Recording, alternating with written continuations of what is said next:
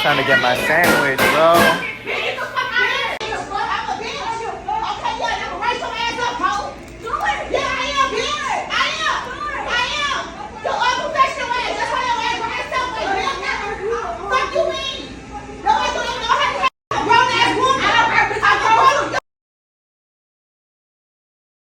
Fixing their own order.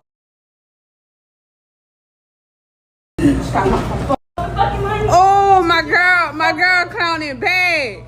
My girl fixing her own order. The fuck I am. All right. Play with me talking about some fucking weight, bitch. No, you gonna give me my motherfucking shit, and I'm gonna take your fucking ass. You got me fucked up around this bitch.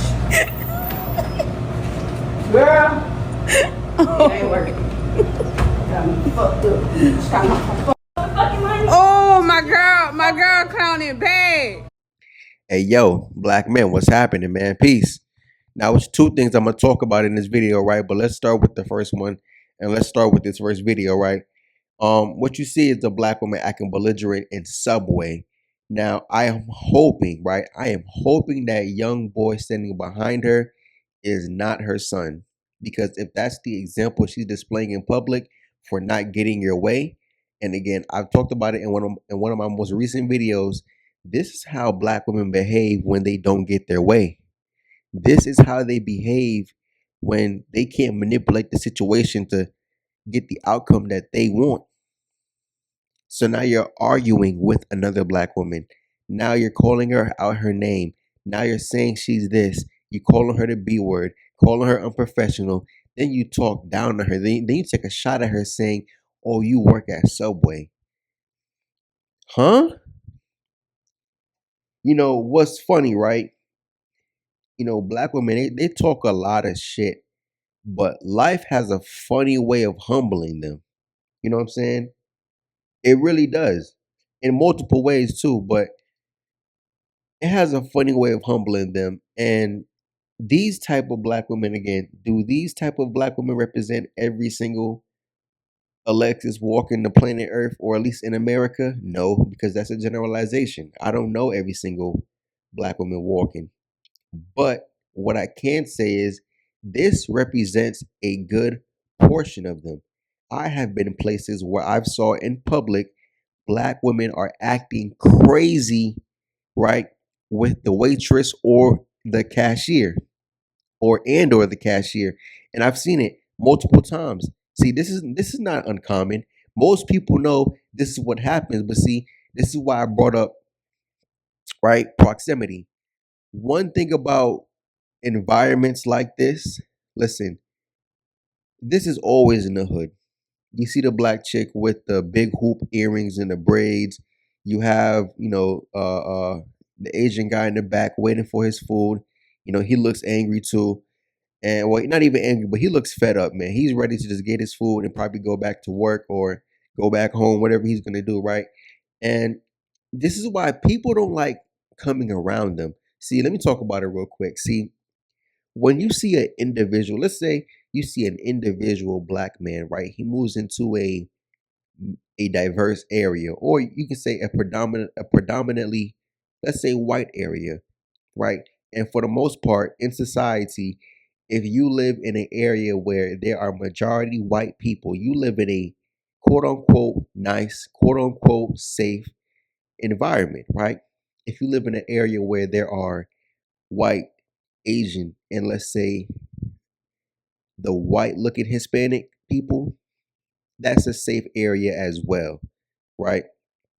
And for the most part, in diverse areas, that's usually who you see: white, Asian, and Hispanics in one area. And if not that, it's white in one area. But usually you do see white and Asians live together, right? Now, when it comes to black people, let's just keep it a stack. And this is not me taking a shot or talking down, but the black side of town, depending on what city you live in, the black side of town is always the most run down. You know what I'm saying? And again, it's not 100% black people's fault. Again, I understand the history of America. I understand what white people have done to. Excuse me. I understand what white people have done to oppress black people. So yes, I do understand. But listen, I'm just keeping it a stat. If excuse me, unless you're talking about gentrification, no one's moving into black environments by choice, right? Only people who have large sums of money, and you guys already know once they start building brand new apartments, brand new townhomes, they put a Starbucks in your neighborhood. Man, listen, gentrification is coming, and that's all it takes is one brave white guy, right, to move into the neighborhood, right? He invests into his property. He makes it look nice. He tells his buddies about it, and now boom, you got white people moving into what once was the hood, right? Now they're trying to clean it up. And I'm off topic, but I'm getting to a point, right? Proximity, right? Now, in the second clip, you got the black woman again inside of a fast food restaurant acting belligerent. You're making your own food. You know, that kind of remind me of the one video I made where the young black kid was smoking weed in McDonald's, right? He goes in the back, picks up his own fries, and walks out. I'm like, man, listen, you'll be working there in a couple years. Don't even trip. You know what I'm saying? And you got this black woman with the baby on her arm. And of course, you can't forget the cell phone in hand. That cell phone is glued to their hands. That cell phone is their personality. That cell phone is their world. That cell phone, how much you want to bet? How much you want to bet? How much do you want to bet? She's holding the baby and holding the cell phone in the same hand, in the same arm, right? If both of them dropped at the same time, who do you think she's going to try and save? Who do you think she's gonna try and save? But again, right, you over here with the chicken. Man, listen, I don't know what it is about black people and fried chicken, but you can say it's a stereotype. No, it's not. It is accurate. It is a common thing. Listen, even when the Popeyes chicken sandwich came out, black people died over chicken sandwiches. Listen, all demographics were eating the sandwich, but yet it was black people who died over a piece of fried chicken. This is why it's hard to beat the stereotypes. You got these Pooks, you got these Alexis's, and you know these types. They really bring down the image of black people. But I mean, I think people are able to recognize it by this point, right? And let me get back to my point. When you see, right, an individual black guy move into a predominantly white neighborhood or a predominantly, let's say, diverse neighborhood, listen, that one black guy, you don't have to worry about him because I mentioned in one of my videos, the one with the black chick talking about, oh, if I'm stuck in the forest with the bear and a black man, I choose to be with the bear because the black man gonna have sex with me. Oh, because black men don't know no boundaries. Shut the fuck up, bitch. See, that's the problem with you, bitches, because you're not talking about Tyrone. You're talking about guys like myself, right? And for that one person in my comment section talking about, oh man, you just bitter. Oh, matter of fact, what'd you say? What'd you say exactly? You said, oh, you just bitter because black women not checking for you. Yo, I'm not bitter because of that. You feel me? And what I didn't say was non black women are easy. They're easy to interact with. Yeah. They're not judging you off of things you can't control. Yeah, they're not feeling like, oh, I can read you. Yeah. So what? They are easy to deal with. They are easy to interact with. They are easy to talk to.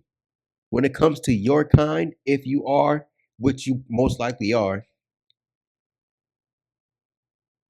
your ilk, no one wants to deal with you. Not even the men of your own race. Black men are choosing more than ever right now. Black men are just choosing to be alone. Doesn't that say something? Guys would rather just be alone. I'm not even worried about trying to get some action. You feel me? Like, really? And again, when you see an individual black guy moving somewhere, again, he knows how to blend in. That one black guy, man, listen, you're not even gonna see him unless you just kind of see him in passing. You're not gonna see him. You're not gonna hear him again. And people understand this. People understand that there is a difference between the two. You know what I'm saying? People understand that, okay, the problem really isn't black men, it's her, it's them. You know what I'm saying? And black men, we understand boundaries. We understand that we can't go places just acting however we want. Someone's gonna always come and show us that we're crossing the line. And when we cross the line, we're always apprehended. Our freedom is always snatched from us. Even worse, God forbid, we're put 6 feet under, right? So black men understand this. Now, of course, you have Pook, you got Tyrones who don't know how to act whenever they go places.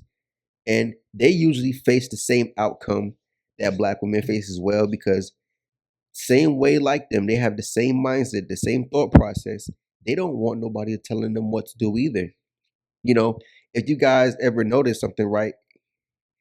If you have interacted with enough Tyrones and Pooks, if you know these guys in person, these guys always get hit with disorderly conduct when it comes to police interactions.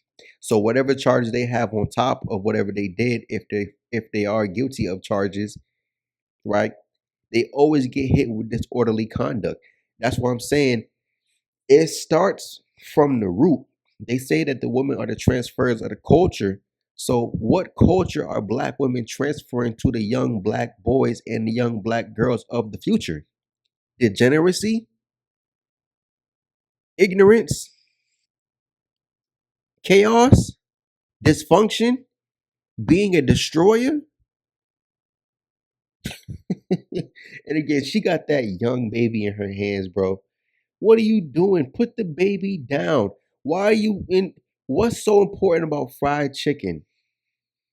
You know what I'm saying? And again, let's talk about it, dude. No one wants to be around them in society.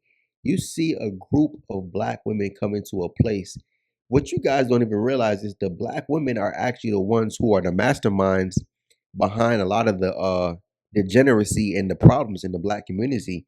Again, you're teaching this stuff because again, most of the black community are born to single parent households, and 70%, I think 80%, 70, somewhere between 70 and 80% of black children are born to a single mother.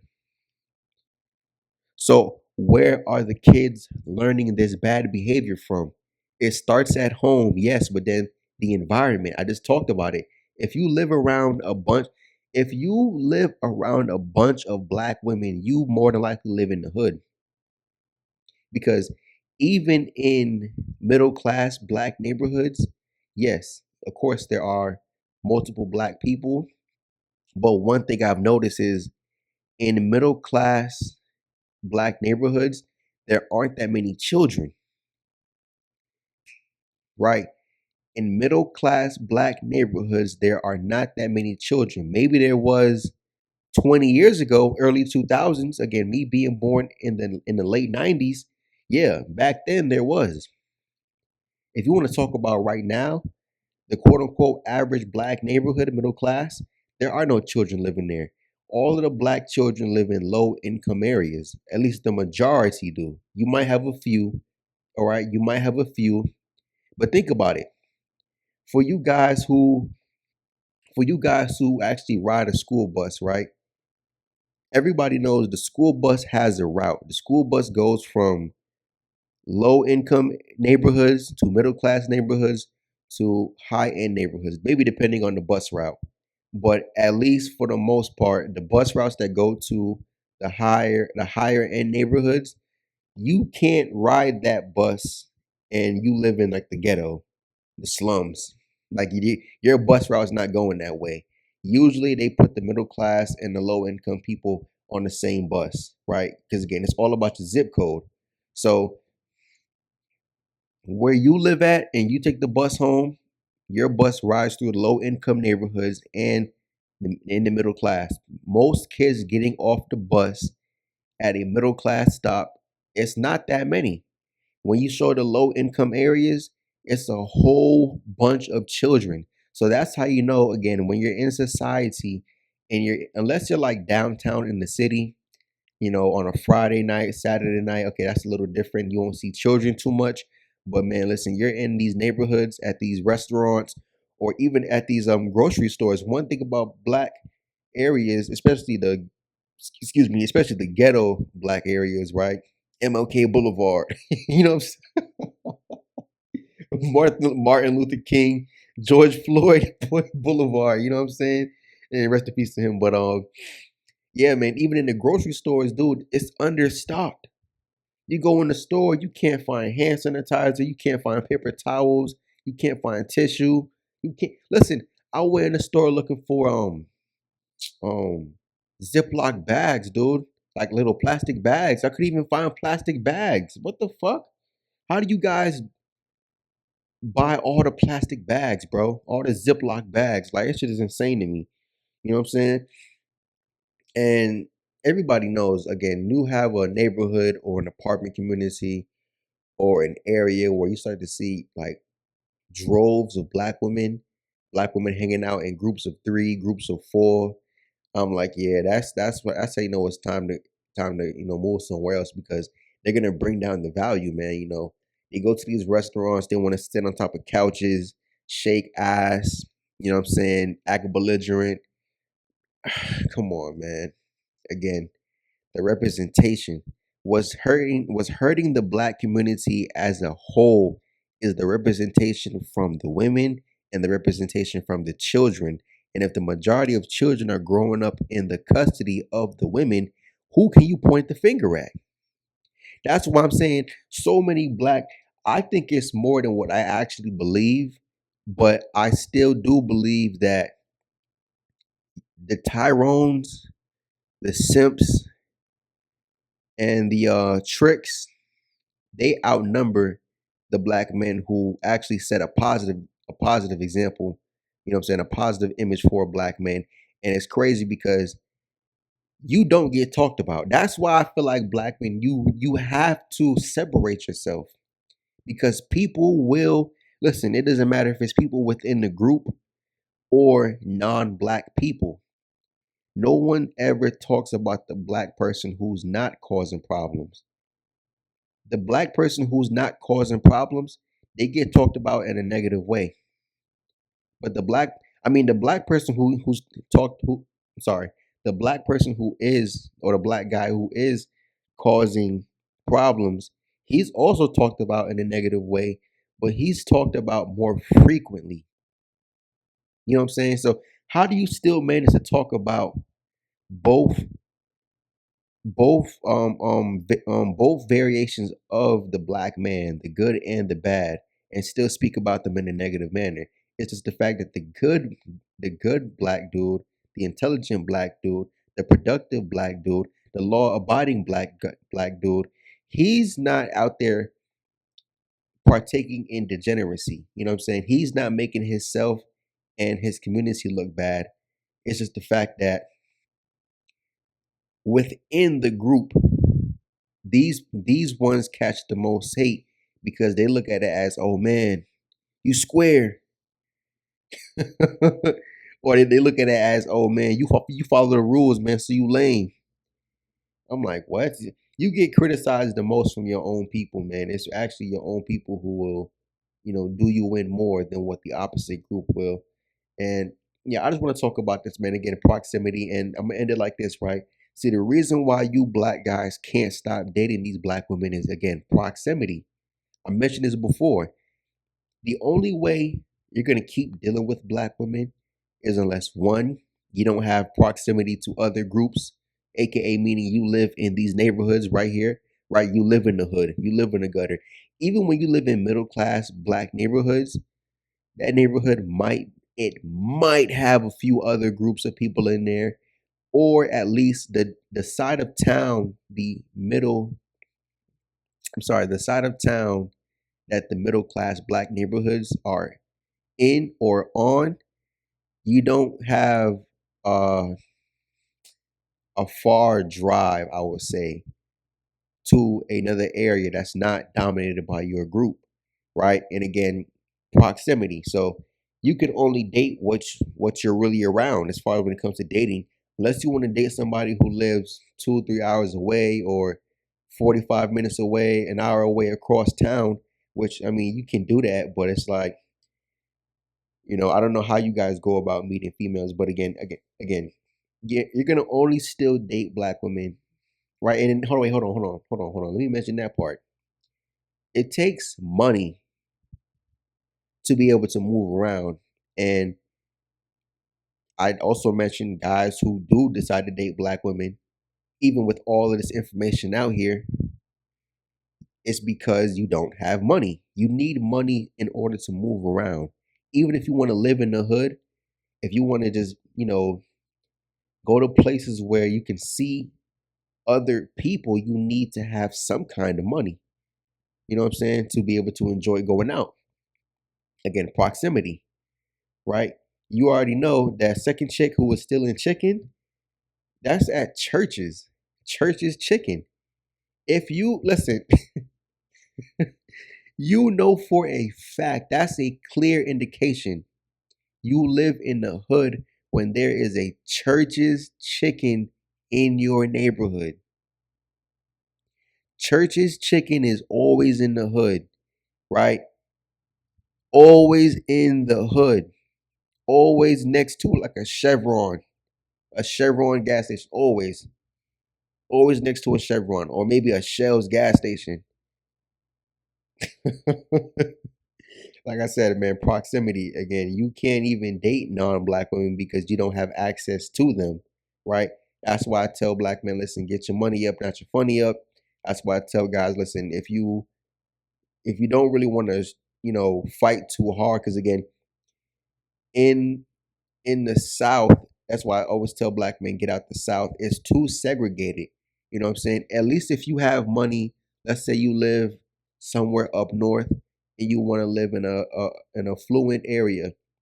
Okay, within that area, you have a diverse group of people. You know what I'm saying? It's not gonna be just one demographic. So your proximity, you're now exposed to more people. You're now exposed to more groups. Of course, you still have your lower income areas that's dominated by, this or that. But proximity to these people is what's going to allow you to only what's going to allow you to only deal with them. You know what I'm saying? And that's why I said if you give black men the option, black men choose to not deal with them, but you got to have the option. When you don't have the option, this is what you're subjugated to, right? And I know some guys are probably thinking, "Oh man, but she got a fat ass, bro. No, man, she got buns, bro. Yo, come on, dude. But it's ratchet. It probably stink. She don't even wipe right. You know what I'm saying? If you guys kind of get where I'm going with this, right? Again, it's all about proximity. It's all about location. It's all about, you know, just how nobody wants to deal with them in society. Like, you guys realize at restaurants when a group of black women come into a restaurant, the waiters actually play like rock paper scissors to see like, oh, who's gonna serve that table, because most restaurants already know when a group of black women show up into the restaurant, oh, it's about to be a hard time. Like, for whatever time period they stay inside the restaurant, it's always, they're giving somebody a tough time. They're not gonna tip. They're gonna keep asking you, oh, can you give me this? Oh, can you give me that? Oh, can you give me this? Oh, can you give me that? Oh, I don't like this. Can you send it back? God damn, you never fucking satisfied. You know what I'm saying? Eh, it is what it is, dude. You guys get the point, man. Anyways, yo, black man, get your money up, not your funny up. I'm out. Peace.